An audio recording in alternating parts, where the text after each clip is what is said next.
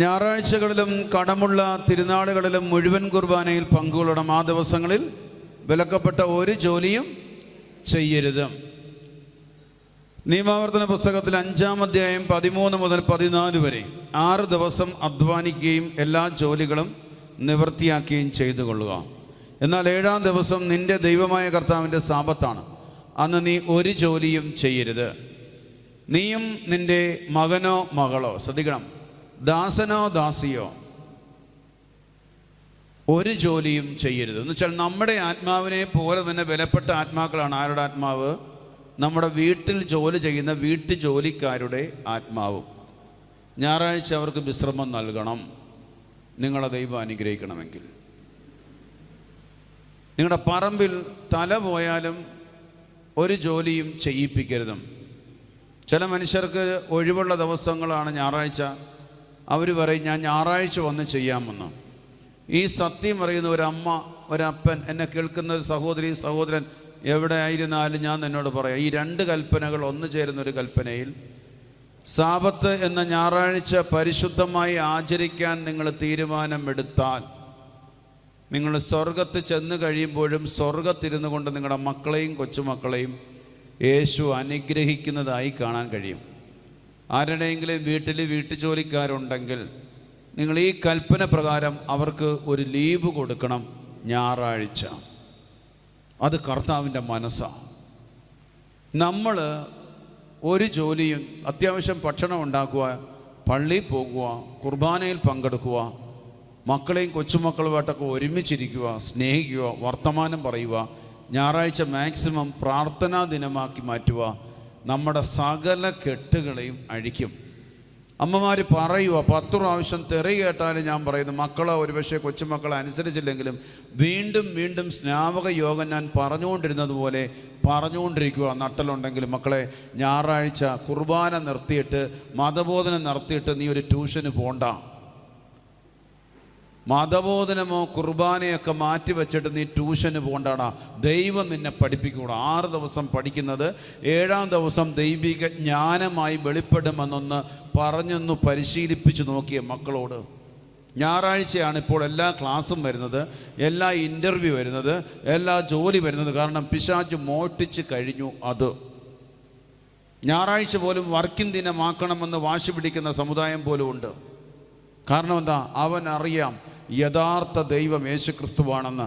ആ ദൈവത്തെ ആരാധിക്കുന്ന ദിനമാണ് അന്ന്. ആ ദിനം വിശുദ്ധമാണെന്ന് ആ പിശാചിന് അറിയാവുന്നത് കൊണ്ട് അവനാണ് കൈവെക്കുക. അതിൽ ചേർന്ന് പറ ഹല്ലേലൂയ.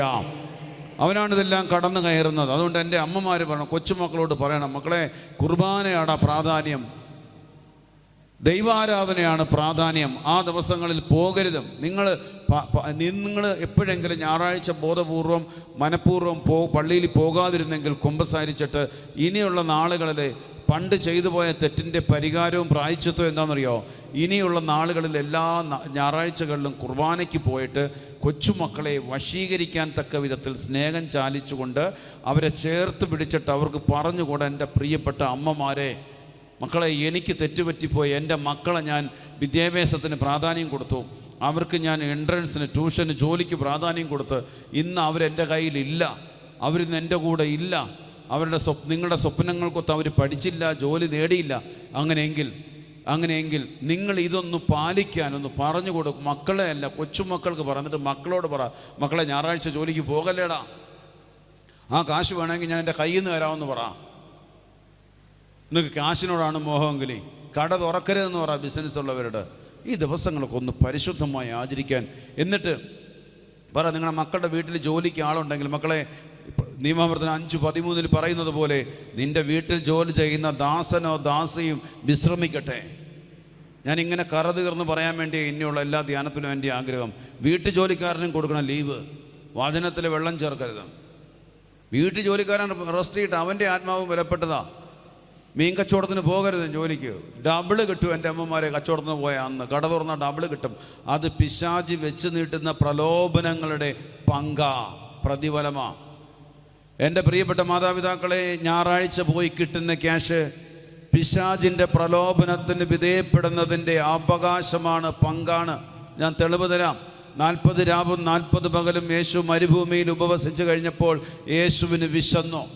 അവനൊരു ഉയർന്ന മലയുടെ മുകളിൽ യേശുവിനെ കൊണ്ടുവന്ന് നിർത്തിയിട്ട് ലോകത്തിലെ സകല സാമ്രാജ്യങ്ങളും ക്ഷണനേരം കൊണ്ട് കാണിച്ചു കൊടുത്തിട്ട് ഇങ്ങനെ പറഞ്ഞു, എന്നെ ഒന്ന് ആരാധിച്ചാൽ ഞാൻ നിനക്കിതെല്ലാം. മത്തായി 4:9 അത് പറയുമ്പോൾ 4:10 യേശു പറഞ്ഞു, സാത്താനെ നീ ദൂരെ പോ. ദൈവാരാധനയിൽ കൈവച്ചപ്പോൾ അവനെ യേശു വിലക്കി. ഞായറാഴ്ച ട്യൂഷന് പോലും കൊച്ചുമക്കളെ വിടരുത്. എൻ്റെ ഒരു അഭിപ്രായത്തിൽ എൻ്റെ ടീമിൽ വരുന്ന ഒരു കുടുംബമുണ്ട്, 5 മക്കളുണ്ട്. ഞാൻ പറഞ്ഞ് ഞായറാഴ്ചത്തെ ട്യൂഷൻ പോലും നിർത്തിയിട്ട് ശുശ്രൂഷയ്ക്ക് കയറുക. 6 ദിവസം അധ്വാനിക്കട്ടെ, 7-ാം ദിവസം വിശ്രമിക്കട്ടെ, 6 ദിവസം പഠിപ്പിക്കട്ടെ, 7-ാം ദിവസം കുഞ്ഞുങ്ങളെ യേശുവോടൊപ്പം വിശ്രമിക്കട്ടെ.